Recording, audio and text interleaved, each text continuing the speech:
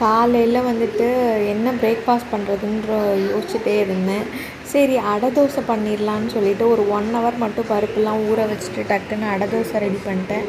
நானும் மாவு அரைக்காமலே அவ்வளோ நாள் ஏமாற்றிட்டே இருக்கேன். அதை இதுன்னு பிரேக்ஃபாஸ்ட் டிஃபனுக்கும் பண்ணிவிட்டு சரி இன்றைக்கி அடை தோசையாவது பண்ணலான்னு சொல்லிட்டு பண்ணி அது கூட வந்துட்டு நல்லா கிறிஸ்பியாக அடை ஊற்றி சட்னி வச்சு மார்னிங் பிரேக்ஃபாஸ்ட்டை முடிச்சாச்சு. எப்படியோ அப்படி இப்படின்னு சொல்லி ஏமாற்றிட்டு தேங்காய் சட்னி தான் வச்சுருந்தேன். அதுக்கப்புறம் திரும்ப கீரை வாங்கிட்டு வந்திருந்தாங்க. கொஞ்சம் கீரை எல்லாம் வந்துட்டு க்ளீன் பண்ணியாச்சு. லீவு விட்டதுனால சிவாவை தான் வந்துட்டு மோஸ்ட்லி க்ளீன் பண்ண சொல்கிறேன். கீரை காஞ்சி வைக்கிறது, அதுக்கப்புறம் கருவேப்பிலை உருவுறது, இது எல்லாமே வந்துட்டு சிவா கிட்ட தான் நான் வந்துட்டு பண்ண சொல்லிகிட்டு இருந்தேன். 11 o'clock ஆனாலே எப்படி தான் இவங்களுக்கு கரெக்டாக மணி அடிக்கிற மாதிரி பசிக்குமோ தெரிலங்க.